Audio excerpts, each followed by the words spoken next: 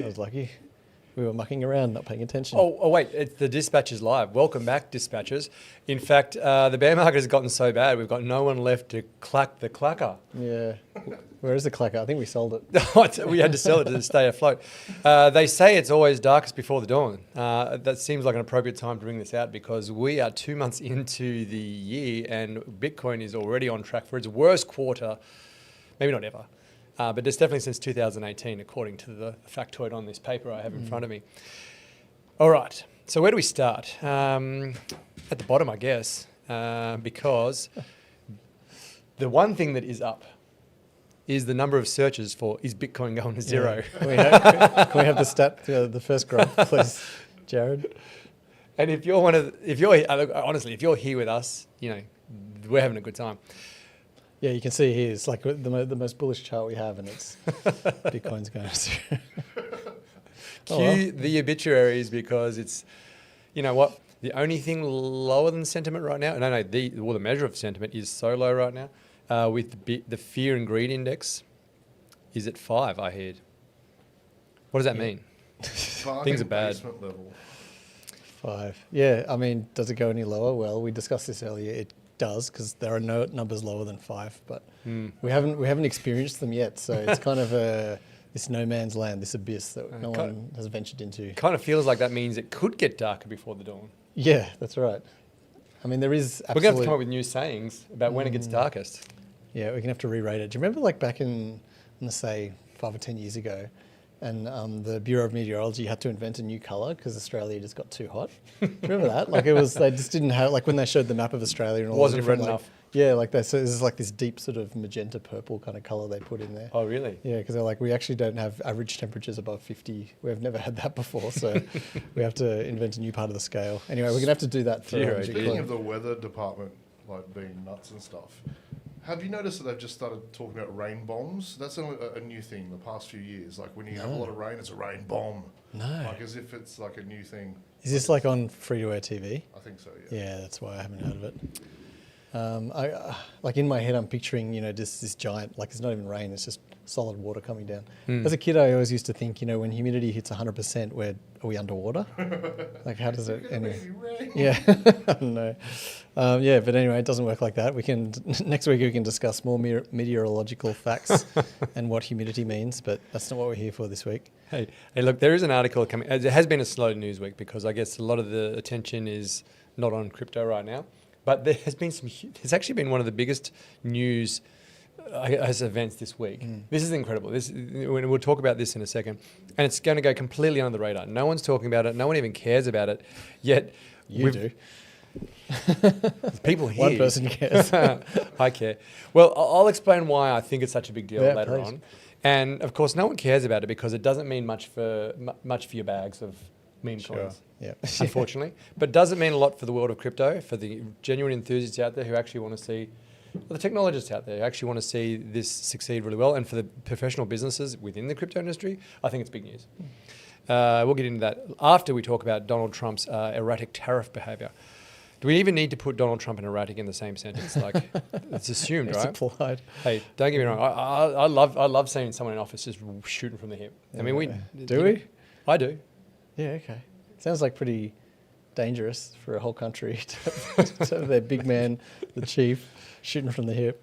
You get a tariff. You get a tariff. Yeah, that's right. Just firing. So as far as I'm aware, like he's basically the courts have come out and said, dude, you can't just be putting tariffs on people willy-nilly. So they stopped him. He said, well, if you don't like those powers, I've got some other ones. Yes. And I'm you still don't like going these for tariffs.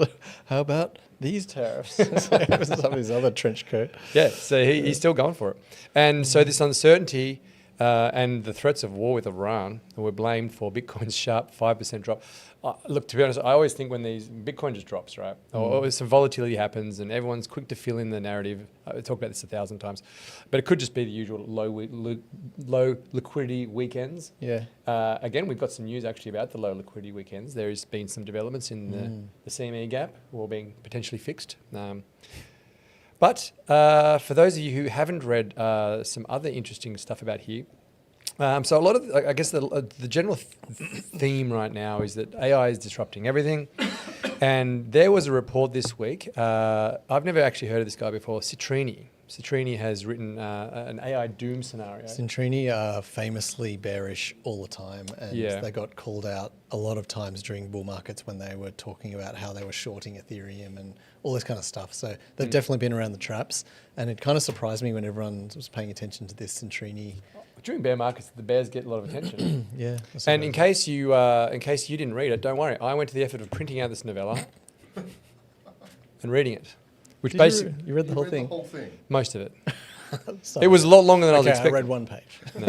Okay, ChatGPT gave me a summary. No, I did. I read it. And it was actually kind of interesting, very bearish. And he basically says humans aren't needed anymore, so everything's going to zero. It seems to be a little bit simplistic. Like humans, if nothing else, are very adaptable. I feel like. We'll find You know, find yeah. something to do. And sure, the developer and all the SaaS providers out there, they're going to have to, deal with realities of life like the horse and buggy manufacturer did many millennia ago, many centuries ago.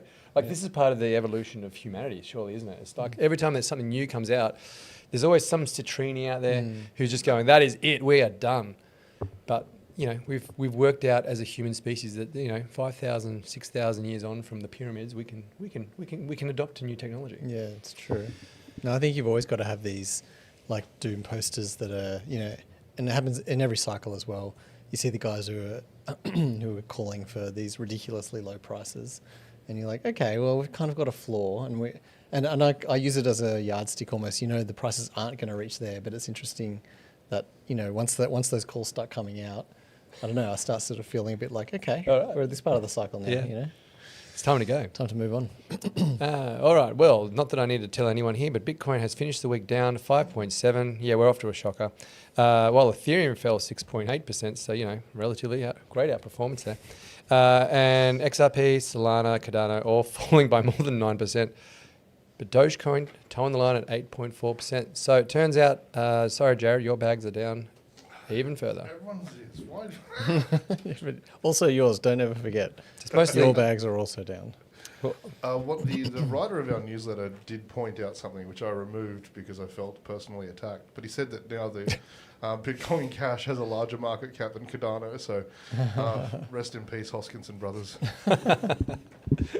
Bitcoin Cash. Oh, It's so crazy that thing's still going. And still going to such an extent. So it was championed by Roger Ver, if you remember. Yeah. Oh, yes. And he's kind of disappeared, as far as I'm aware, off the, he's not socials. really getting involved anymore. And as far as I can tell, so he got sort of persecuted by some law enforcement, like the US law enforcement. Yeah, that rings a Like bell. in some manner, and I can't remember the details, but a whole bunch of people who I respect came out and kind of said, this guy is a legitimate guy. This is a real persecution kind of thing. Like it's not he's done something bad and now he's crying because, things are catching up with him. It was legitimately sort of bad stuff. How long till BSV overtakes Cardano as well? Oh man. Or ADA? No, that'll never happen because they're in the same kind of position. They had, what was his name? Craig Wright. Craig Satoshi Nakamoto, I think. No, as proven by the courts, not Satoshi Nakamoto. Yeah, they had Craig Wright, and he kind of fell afoul the same way Roger Ver did. I feel like these coins that have a figurehead. Like the only thing that can happen is the hero becomes a villain. What about Vitalik? Well, that's the thing. He's bucking the trend, and for a while he looked a bit sort of left-leaning, which was very against the crypto ethos of the right-leaning kind of people. But I don't know. I feel like Vitalik's just going from strength to strength. This is 100% unconfirmed, and a story I heard from people I know. So completely unverified. I didn't even verify the identity of the people I was speaking to. This is how unverified it is. But supposedly, no, there was some stuff on Twitter floating around. So you've got to believe it. That during the Epstein file stuff, that there was emails between Epstein and his cohorts of people going, "Hey, we basically need to, what's the word for what was he doing? Entrapping people." We need to entrap a crypto kingpin. What do you think about Vitalik? And the comments were along the lines of, no, he's too autistic. We won't be able to control him. We need someone more like Charles Hoskinson. This is legitimate. For real. This is actually. Oh my God. Yeah. Which is incredible. Anyway, yeah. There you go. Well, confirmed. Thank you, Jared. Did you actually confirm this, or are you just agreeing with me? Maybe I told you the story. I'm not even sure. Quite possibly. Maybe I told you the story. This is how rumors start. Anyway, you going to fact check that for us? All right, we'll move on. Okay, that has been a fun introductory way to say, hey, the market's not going great, but you know what?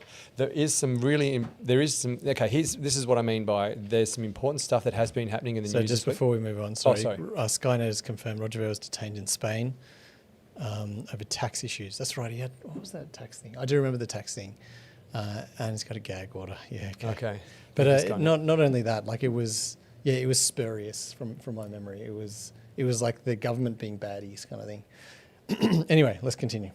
Okay, so on to the real news, and for the astute observers, I think this is much bigger than. It's not in any way, shape, or form kind of like the headlines in crypto that you're used to, but the SEC is offering a shorter haircut.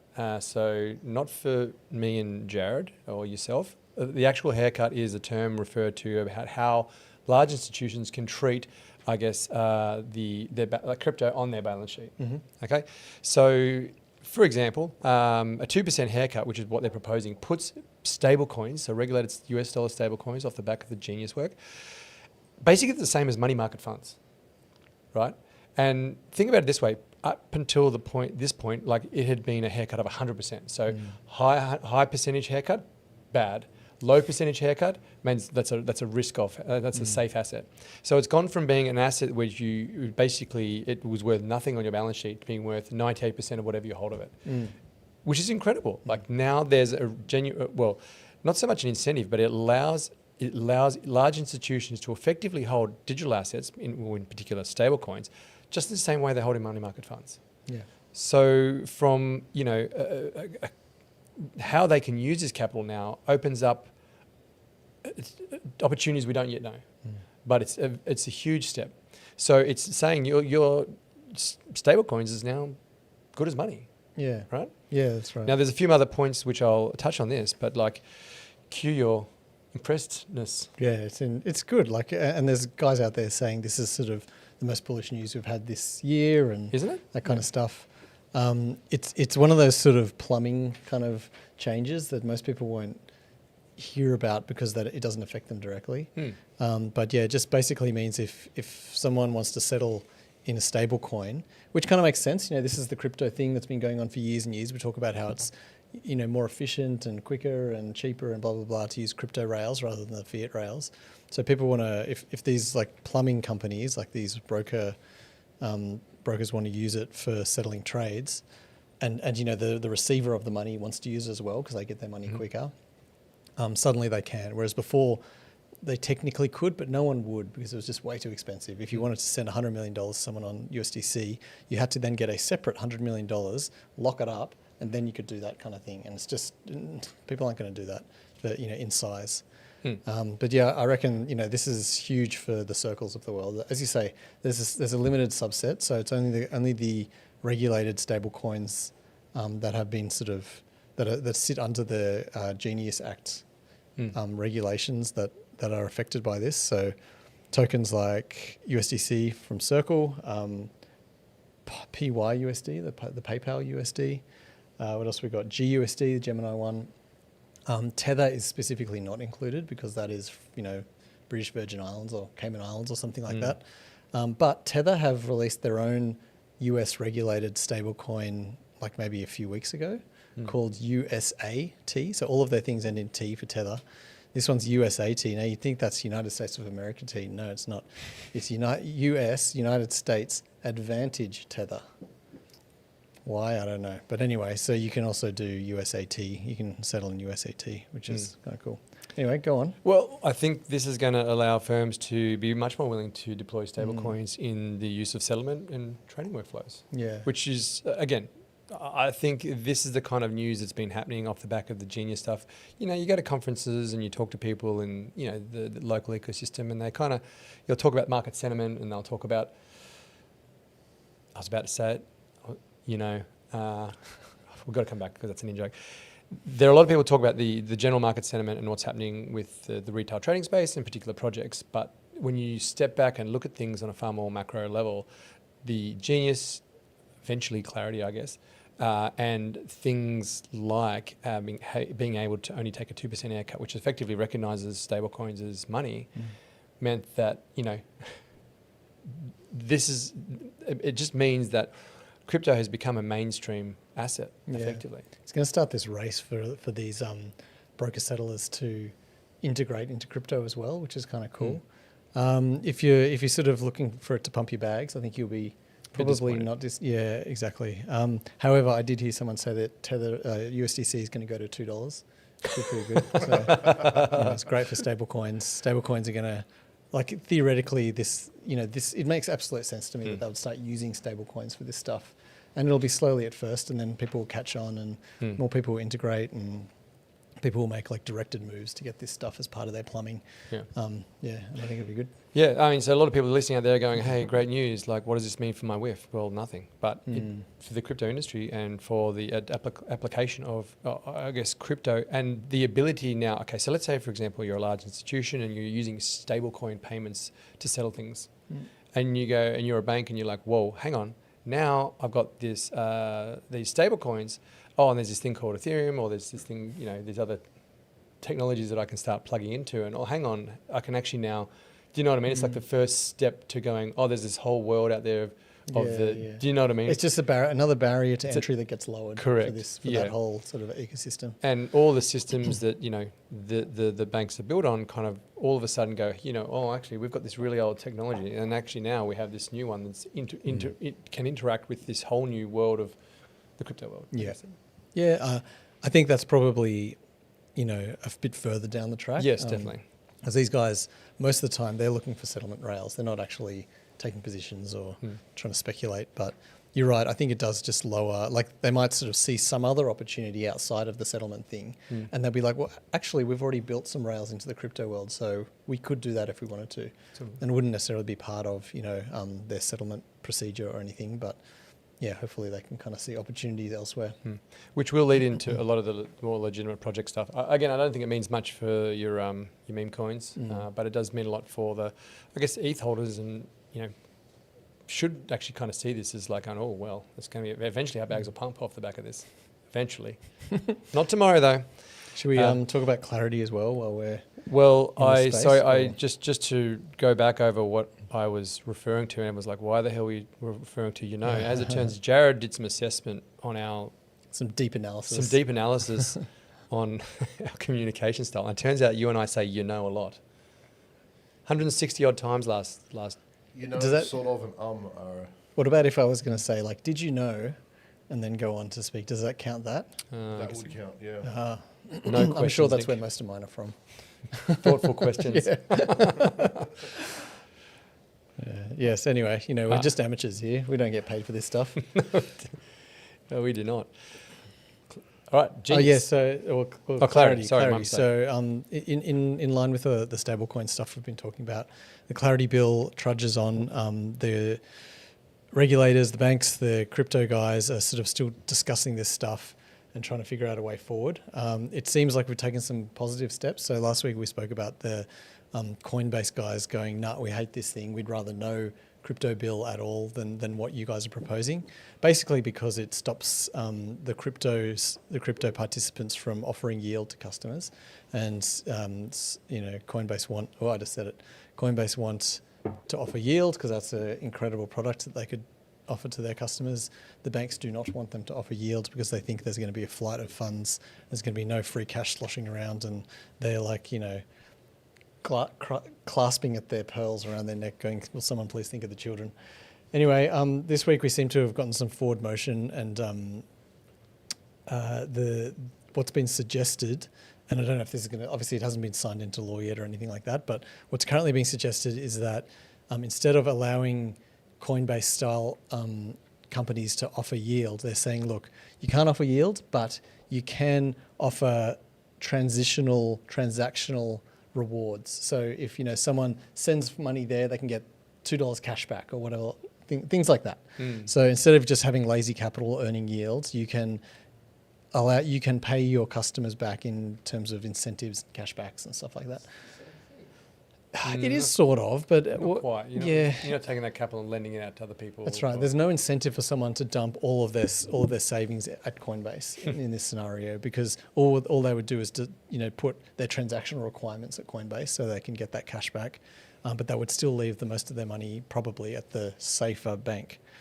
Anyway, I haven't seen Coinbase's reaction to this, but everything else coming out, like all the banking guys are like, they love it, and everyone's like, who keeps saying that? But so I'm still waiting to see what Coinbase think, specifically directly. But everyone keeps sort of murmuring about how there's positive steps going forward. So they're trying to get this thing done by I think the 1st of March. They haven't got long to go, like a week, I guess, to get this thing across the line. Anthony Scaramucci is calling it. He says it's a done deal. I don't know if that's true, but. He says the bill will pass because they don't want to get crushed in the midterms. Yeah. I didn't realise that this law had an effect on their polling, but maybe. Yeah, don't know. I guess there's that super PAC. I don't know. I'm not an expert in this thing. Just making things up now. Is that a word, super PAC? Speculate wildly. Nick. Yeah. Anyway, I think that's we've discussed the clarity thing enough, but it does seem to be moving forward, and probably by next moonshot dispatch thing that we do, maybe we'll have something to talk about that's set in stone. Breaking news. World Liberty Financial stablecoin has recently been attacked by a coordinated attack. Apparently lost its peg overnight. USD1, the dollar pegged stablecoin issued by World Liberty Financial, so the Trump coin essentially, briefly traded down to about 99.7 cents on Monday morning. What? This move amounts to a fraction of a cent below its $1 target and would not typically qualify as a sustained Depeg. The company attributed the price dip to what was described as a coordinated attempt to destabilize the token. Paid influencers to spread FUD and massive shorts to try and profit from the manufactured chaos, the Trump-backed firm wrote on X, and it didn't work. Yeah, 99.7 is not a Depeg. Yeah. I've seen much worse. First time, kid. Oh, this a Depeg? Yeah, that's right. I mean, it's not good. It's like 30 bips off, but it's, I mean, like Tether was 20 bips off last week, I think, and no one was worrying about that. So I'll tell you what, actually, I'm going to digress for a moment. Oh, wait, we've got a question come through. Oh, Skynet? Sure. Comment, really. Financial repression where you keep the currency debasement percentage higher than the yield percentage requires all capital flight exits to be closed. Hence, no yield on stablecoins. Financial repressions, yep. It's going to take a while to think about. Yeah, well, this is just about them printing too much money, and they need to keep a cap on things getting crazy. Like the Fed and governments and whatever only have a certain number of levers they can pull to keep things stable, to keep the economic activity humming along. I guess this is one of them. They're worried about people taking too much. But the thing is, it's not going out of the system, right? Like I don't know, I'm taking my hat off here, but people are depositing it with Coinbase, who then buy US Treasuries. Sounds like it's still within the system to me. Like the money, it's not like they're taking cash out and putting it in a box and it drifts off into the ocean somewhere. Yeah, correct. Like the money's still there. It's just in a different place. Different place. All right, let me digress just for one moment. On Sunday night, I attended my very first Chinese New Year's Gala dinner. It was excellent. The Australian Chinese Charity Gala was on Sunday night. Independent Reserve was one of the main sponsors. I got to go along for the first time, and I'll tell you what, it was excellent. We had a great time.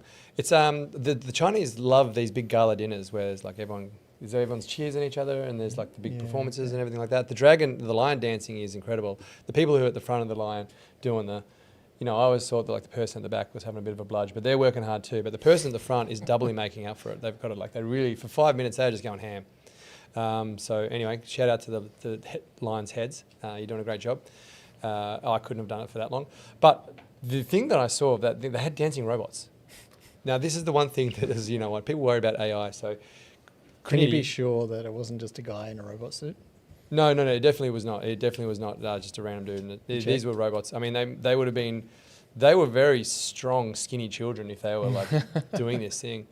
And the humanoid robots was the most, if we're talking about like a destabilizing anything, like as I said, AI just means that like some overpaid dev or some SaaS provider is not going to get his contract renewed at X squillion, right? Because people can build their own software stuff. Yeah, it was one of these guys. Yeah. It was one of these guys.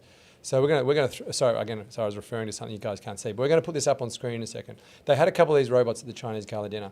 Now, if you really wanted, like, we talk about, like, robots, once they've got some AI, now you've got to start worrying about some stuff. Just keep talking. Once robots have AI, you got to start worrying. Once about these robots are agentic, I guess. Yeah. Okay. I was really blown away by just the dexterity of these particular robots. Is that on screen now? Yeah. Are we streaming that? Oh, no. Oh, Z's rise. Well, Don't. Too Jeez. hard. Jared, You saw where a are we little going bit with of it there. The video ended before I put it up. sorry, folks. Like, we are amateurs, as you can tell. We're going to get that screen up there. But anyway, these robots, the amount of dexterity these robots had. So once they can, once they're just like autonomous and just rolling around the streets, like, that's pretty scary. Like, I don't know what these things are capable of. If this is where we're at this early in the piece. So I was speaking to Adrian about this the other day. If you think about, like, those robots specifically, so they're kind of, they're very humanoid, right? They've got long legs, they've got long arms, like a torso. How strong could the motors be in, the shoulders or the elbows and even the, like, fingers and whatever? Maybe a bit stronger than humans, but, it's a tiny little thing. It's not like there's this huge machine that's got this, like, mechanical advantage that can crush a car into a tiny cube. Yeah, It's for the just moment. for the moment. But, like, even then, no, but you just don't have the scale, right? Like, right now you've got this little actuator inside the shoulder or the elbow. Like, how strong could that motor be? It could be reasonably strong, obviously strong enough to let these robots jump. I'm guessing they're built to be as light as possible. But I wonder if you got, like, around one of these robots and, like, You just held could it overpower you? Like, what level of strength do these little motors in their arms and elbows have? I just don't know. Well, I didn't get up on stage and fight it, so I don't know. Yeah, well, you Should didn't have. even confirm if it was not a skinny child in That's a true. robot suit. We might be able to pull it up in a second, but in the point, anyway, my point being that the robots were quite impressive. At one point, they were doing some backup dancing to the singers. Now, this is where it got a little bit weird because, like, one guy was singing like a power ballad, and they were doing kung fu in the background. I think I mentioned this to you. So, they don't have a sense of rhythm or, like, mood, obviously, because they would have been doing some slow dancing. They're doing kung fu during some Coldplay power ballad, but whatever. I'm guessing that's still a human. See, this is the problem with humans. They're making the wrong choices. An AI would never have chosen kung fu for a power ballad. They would know better, you'd think.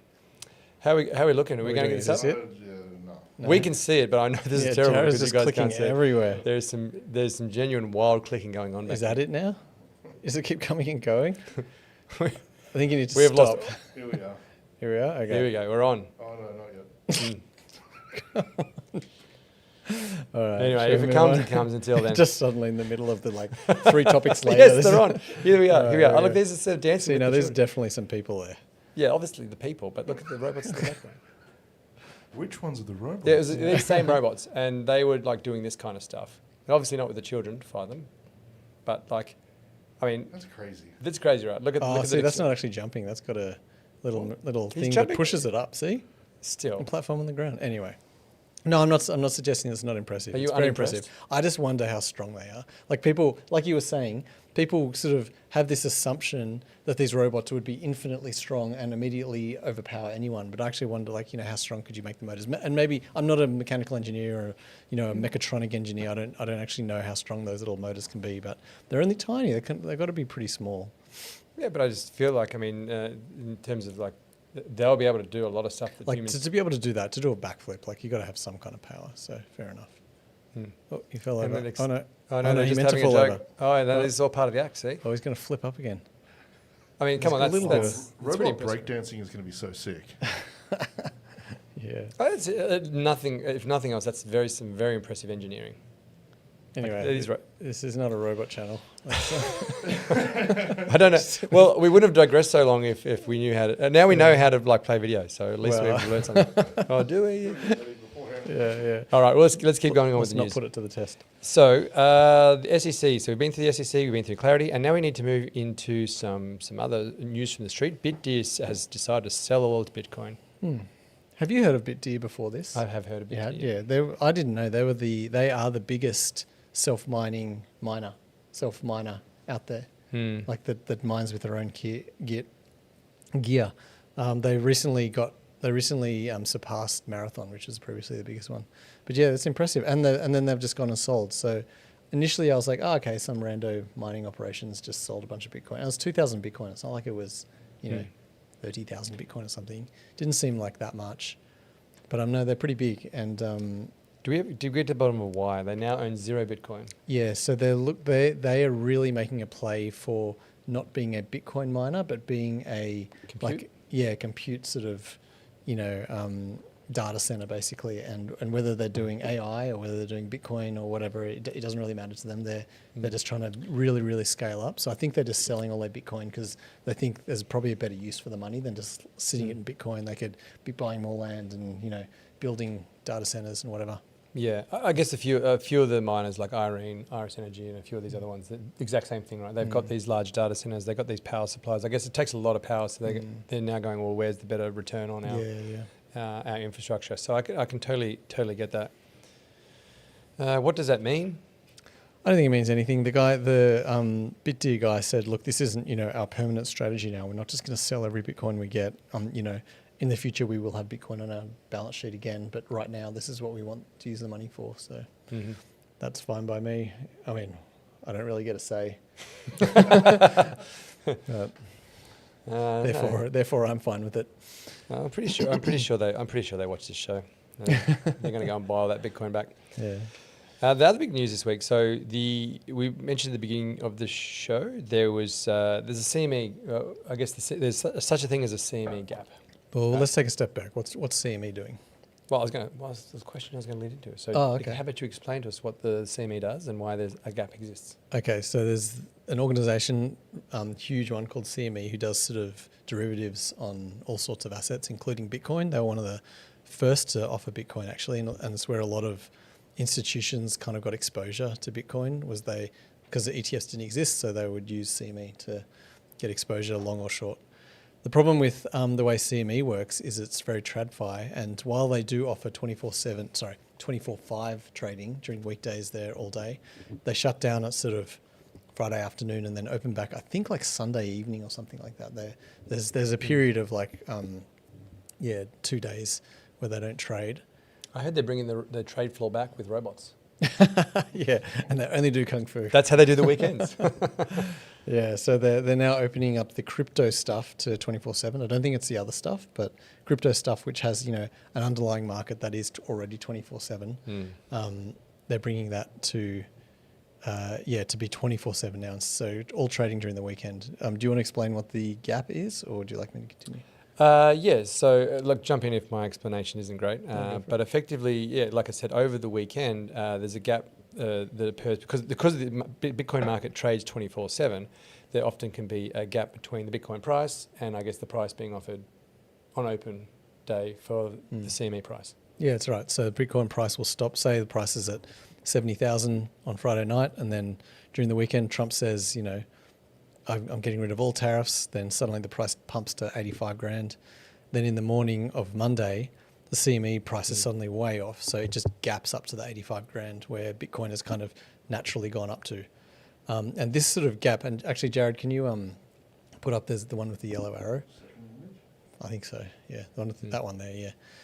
So here's an example of a gap, and this is a recent one. This is where that yellow arrow is pointing to is, I think, early February sometime, which is the last CME gap we had, where the price dumped during the weekend, and then we sort of gapped down to that. And this was actually one of the biggest gaps we've had. So this is like a $6,800 gap in US dollar terms. Now, an interesting thing with the CME gaps is, and there's no real basis to why this happens, but there's this theory in the crypto world that the gap will always be filled. And so I don't know if you know about this whole thing, but back in the day, this was a very highly traded kind of mechanism or data point that if you ever saw a CME gap, the price would always make its way back up. So this is kind of why I think a lot of people have been getting liquidated on these. You can see in this chart, actually, there's two sort of big red candles that happened afterwards. And those were Bitcoin longs getting liquidated because the price goes too low. And they become forced sellers. People are kind of expecting this gap to be filled, which basically means the price goes back up and colours in that gap part. It's an interesting stat because there's no basis in reality in that there's no reason why the price has to go back up there. Like who says, who can predict the future in that way? No one can. But for some reason, in something like 97% of cases, it always goes back and fills up that gap. Okay. Which is weird, right? And so because it is so predictable, people use that as a clear trading signal, right? And they're like, okay, we get a gap, no problems. Wherever we are now, if we're below, we're going to long. If we're high, we're going to short. As long as you don't get liquidated, you eventually going to be right. Yeah, there was. I mean, we saw this few probably about a month or so ago. Now there were funds that was their strategy. They have an ETF based on the gap of just trading the gap, allowing you to access that gap. Yeah, that was their return. Remember? No, I don't remember that. Yeah. Yeah. So anyway, I do listen sometimes. So what this news is about isn't about the gaps. These gaps have been around forever, but because the CME is now going to allow trading during the weekend, gaps aren't going to happen anymore. So if anyone's trading strategy, i.e. these ETFs, is purely around the gaps, well, you're going to be waiting because there's nothing, there's nothing happening. Obviously, we still have this final gap to fill. Actually, I don't know. Has the CME thing happened yet, or have they just announced it? I think it was just announced, but again, I think they've put it. Yeah, I think they're like asking the regulators, "Hey, can we do this?" Here you go. Set to launch on the May 29th. Oh, okay, so we still got opportunity to fill this gap and maybe create some new ones. But it will be interesting, like when we get the last gap, and then sort of, I think all eyes will be on that. That'll be fun. But yeah. Oh, geez, I thought you were going to keep going. No, I think that's all we can talk about gaps, unless you got more. But no, I got. It is one of those things that it's going to go down in Bitcoin lore, like bear whale and what else? The BitMEX days and the Mt. Gox days and all that kind of stuff. There's going to be people will talk about the CME gap in years to come. Yeah. Well, one of the most interesting spots in crypto in general, I think, which would change sort of how trading and everything is done, is the tokenization of all the equities that's coming online. So we're seeing already there's a lot of interest. We know this firsthand. We know there's a lot of interest in people wanting to trade tokenized stocks because they want to have 24-hour access to this. I think there's a few X stocks and a few other groups are kind of actively sort of leading the charge on doing this. This is the whole Hyperliquid thing, right? The HOP3, they're killing it. And this stuff's coming. So it's not going to be too long before we start seeing more and more volume going into tokenized stocks. I mean, who was it, Citi or someone who was estimating that it was going to be, and Korea as well. We saw Korea entering the space as well. So we know that there's a lot of interest in this space, and there's some bullish predictions out there of what this will mean for trading markets. So when markets just go 24/7, and a lot of inefficiencies are cut out because settlement and everything is kind of just managed on chain, it's going to be fascinating. What this means, there'll be no CME gap because there'll be no end to trading. Yeah, no more gaps. It's a shame. Cue the obituaries for gaps. Okay. Next one. Yeah, come on, Jared, cue it. Cue it. We're waiting. I don't know how to do it. Throw it up on screen. Yeah, someone will. There'll be a gap there. All right, so Bitcoin price. So quantum fear. So last week, actually, Nick, you gave us a great summary of. The quantum risks. Oh, you're calling it a great summary now. Well, I was impressed. You ridiculed me for going too deep in the weeds. Hang on. Well, to my credit, the worst performing short we had of the week was you talking about the technical aspect of it. So Until I re-uploaded it and then it got over 1,000 views. Thank you very much. Well, that was when you were talking. And you took my face off it, right? No, well, the one that got 46 views. Oh, that was just AI. Oh. I don't know about this. Take that. Sorry. Take all this to your back. credit, what? Nothing. to my credit, I don't know what I'm talking about. I'll credit that. No, well, we won't. Let's not nitpick over this one. I'll get my what's the word? Man, I can't even think. It shows how much I know. Ducks in a row. We'll come back next week. I can't even get my cliches right. right. Pretty spot on, and it's been followed up this week by some more information. And that's a segue to you. Yeah. So thank you, Jared. Quantum computing. People are still scared. Is basically what this topic is about. I thought that was interesting. Actually, do you want to get up the last image, which came out of this quantum computing thing, but doesn't necessarily have anything to do with quantum computing specifically, although we can get back to it. So this shows each circled bar in the bottom bar graph. The top one is the yearly Bitcoin performance. So it's on a year scale. It's very, very, very long term. The bottom bars are the ones circled. Sorry, the circled bars at the bottom are the halving years. So the year we had a Bitcoin halving where the amount issued, the block reward halves. And it's always been positive, even though the last penultimate halving was just positive, I think 60%. The other ones have been hugely, hugely positive.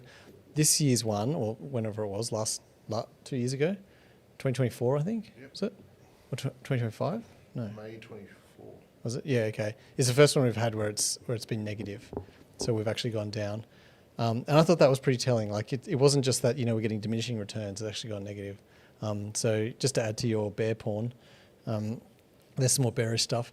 But the reason why this is related to quantum computing is because the guy who we talk about in this topic, what was his name? Charles Edwards. He's suggesting that the reason why everything's so negative is because people are starting to price in the quantum computing risk. And he's saying right now, and this is all very, numbers that he's come up with, but he's saying right now there is a 20% chance that we don't solve the problem of quantum computing, and so Bitcoin has gone down 20% as such. And in 2 years' time or something, there'll be a 40%. If we haven't solved it, there'll be a 40% chance that and then 60%. And he's suggesting that the price is going to keep getting discounted by these amounts as people price in the quantum risk. Mm-hmm. Anyway, that's kind of what this article is about. Doesn't bring anything new to our efforts to solve quantum computing. It is, as we talked about last week, Ethereum have a proper roadmap. I tip my hat to them. I think they're doing the right thing. Bitcoin guys are kind of arguing. I think there's a BIP 360 has been talked about that kind of helps solve the problem, doesn't fully solve it. BIP 360. That was your video that last week that didn't get any views. Have I just cursed this one as well? I mentioned the word BIP 360. What is BIP 360? Yeah, so BIP 360 kind of just changes how changes the address space and allows you to do stuff in a quantum safe way. But it isn't implemented. Hopefully we get there. And there's going to be a whole bunch of stuff that needs to happen. So we need to redo wallets and redo infrastructure, and it's a lot of work. So this is why I'm suggesting we need to get started kind of now. I don't think we should be dilly-dallying. The only question is, so at present, the quantum threat is real, but also a little bit theoretical. Yes. In that it's something we think might happen, but listen to my poor happen. performing video from last week and you can learn all about it. Charles Edwards is correct with his discount models. Oh. Says, thank you, So Skynet. I guess we've just discovered who Skynet is. Thanks, Charles. Oh, Charles. Way to reveal your hand. So, Charles, tell us why you think that's correct, I guess.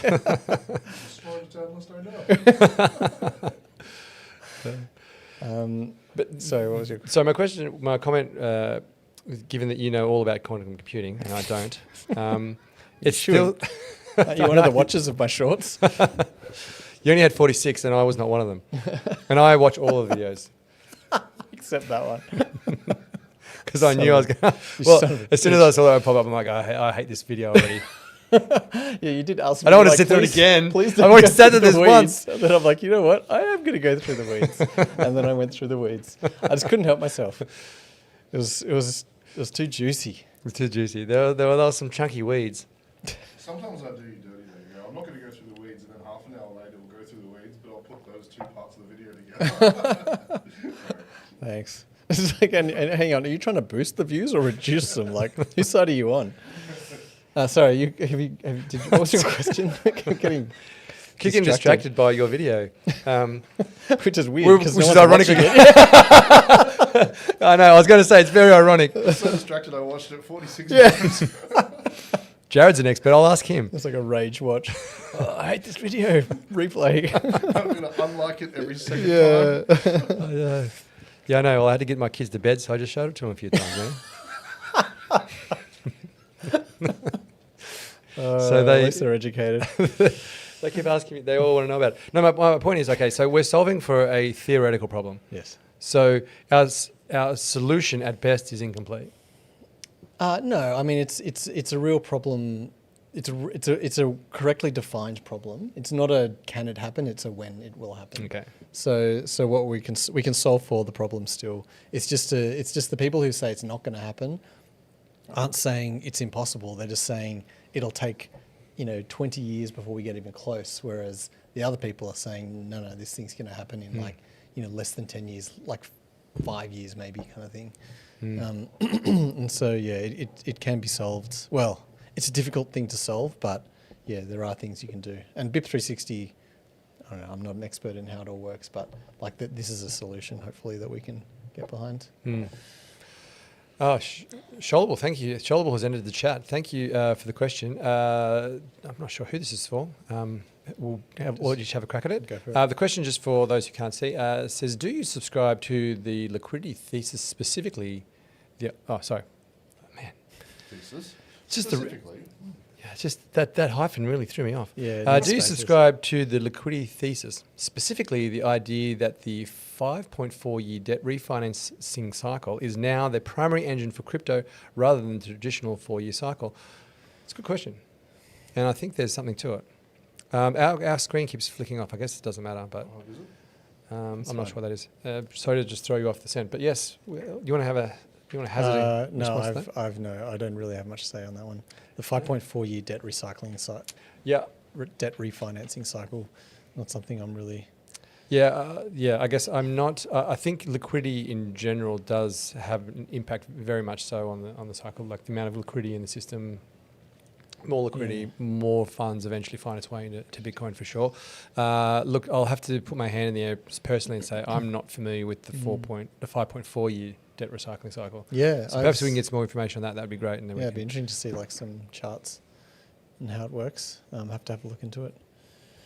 I do think I think a lot of people have been saying for a long time, 4-year cycle, as it relates to the halving, is getting less and less impactful.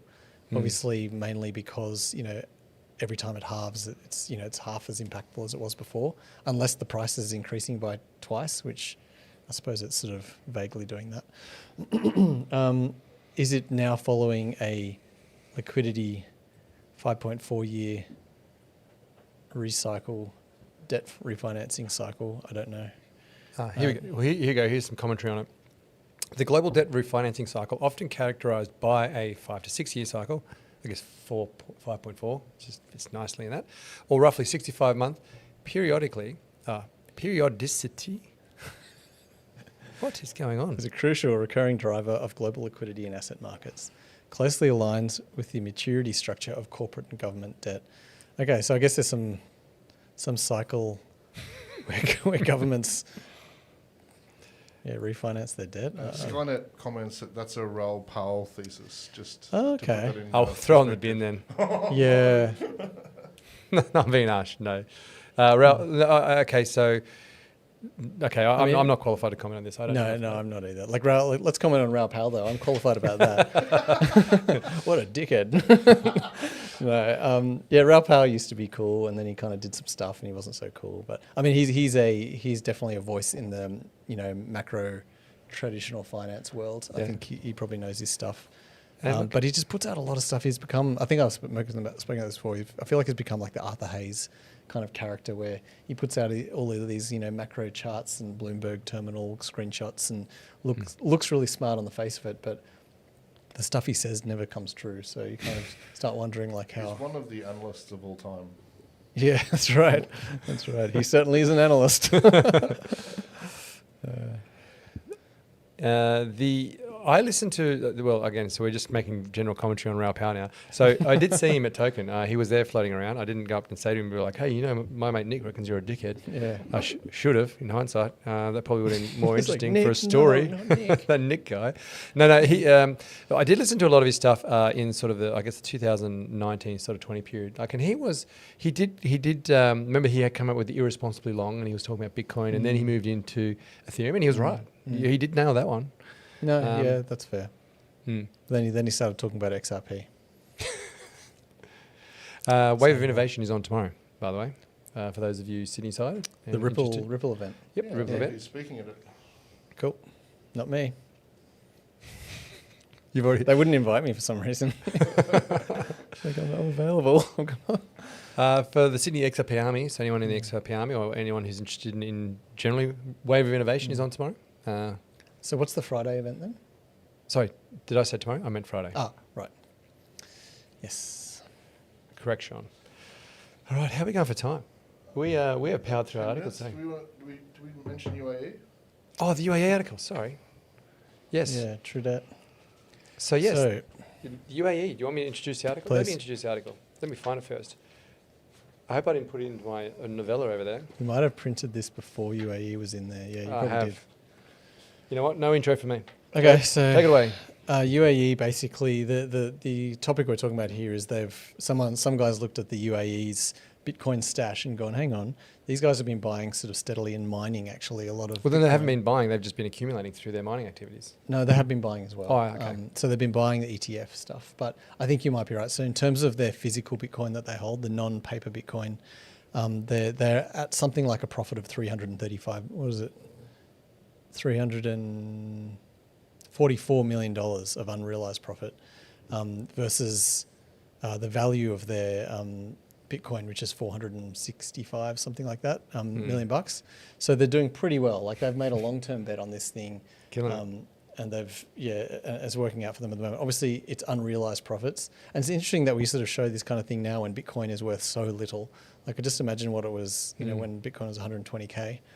I like this story. Like, these guys are kind of quietly just accumulating. So they've got something like, 6,780 Bitcoin physically that they've mined. They also own, which is 400 and something million bucks worth of Bitcoin. They also own something like $680 odd million worth of ETFs. Like they own the BlackRock ETF.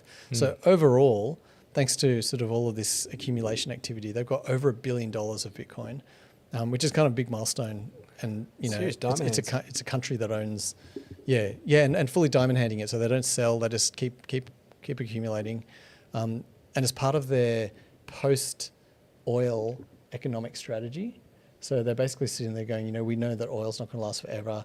Everyone seems to be buying these electric cars. We need to do something to make sure that we don't just disappear into history. And so they're mining Bitcoin, they're buying ETFs, they're converting their money into this digital gold, I guess and that's part of their thing. So they own a lot of gold as well, and it's just Bitcoin is sort of part of that gold strategy that to make sure that they don't disappear financially. What I find also interesting is that it's just basically a big desert, right? So they've got huge amounts of solar, and they use they generate a whole bunch of electricity using solar. They've got like natural gas, huge natural gas stores. They generate a whole bunch of electricity using natural gas, and they sell that electricity to the neighboring countries as much as possible. But neighboring countries don't always want it, and so when they don't want it, they mine Bitcoin. That's incredible. That's a great use of it. I mean, Exactly. This has been one of the sort of the most, I always thought, compelling use cases for Bitcoin mining was to be a buyer of last resort. So whenever there was redundant, instead of just like sending it back to the ground, you could use it to power the network. Any kind of stranded electricity. Stranded energy, yes, absolutely. I guess that's also a common misconception with Bitcoin mining. You think that it's using all this power, but a lot of the time it's just using Stranded. excess power that's sloshing around the network. Yeah, that's right. Yes, same as those the what do they call it? The gas flaring. Like they can use that for Bitcoin mining now as well. Yeah. We used to just be pumping shitty gas into the atmosphere. Yeah, I mean it's this is completely different. But for example, we put a battery. We had some solar panels for a while, and the problem with the solar panels had been. I've had them now for like 5 or 6 years, but like the exact same issue is that there was nowhere to store that energy. Well, we weren't really accessible home batteries before, so you would get lots of power through the day, but of course no one was home through the day, and power companies were like, "Well, we're not buying you. We don't want it. We don't want it. No one's at home, and all that power was just going nowhere. So at least having a battery or something to soak up that power now, it makes it. How big's your battery? It has enough to power 42 kilowatt hours. Well, that's a big one. Oh, that's huge. Yeah. Yeah, so there was a subsidy that was I guess initially the subsidy was priced on battery technology having less capacity, and now the capacity, I guess these batteries from China came out and were just just dominating, doing more and more and more. So So are you fully off grid? Well, could you be? You could be, right? during sunny days, yeah. Yeah. I mean, but even then, like 42 kilowatts is going to power the house for a few days, won't it? Even in winter, I can be fully off grid. I've Yeah. only got a 14 kilowatt system. Yeah, well, there we go. Yeah. It's you can be quite efficient. You can be quite efficient. So like for today, since Pretty I've had good. this thing, I've been watching it, and and like most days now, I could.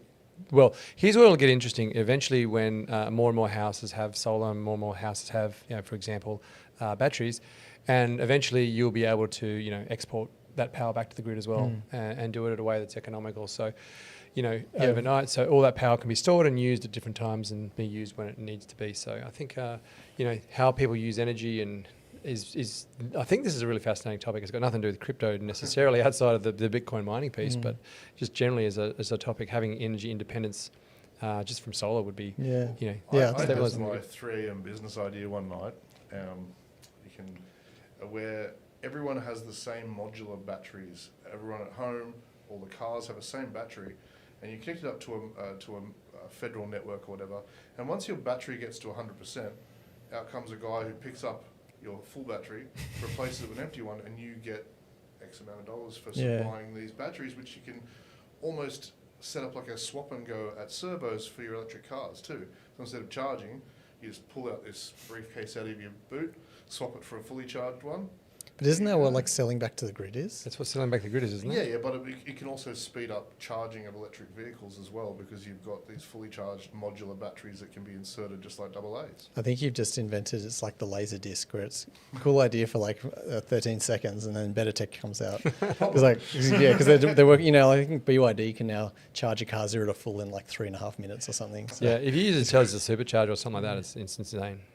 Yeah. Well, that's why it's a 3 a.m. idea. Yeah. I suggest you go back to sleep, Jared. Yeah. So I'm being harsh. So, that's what Next time, everyone just says. go back to sleep. One last thing on UAE, which I thought was interesting. So, in terms of them being diamond hands, they really are. At the end of last year, had that big dump, like kind of started this long cascade of non-stop downward dumping that we talked at the start.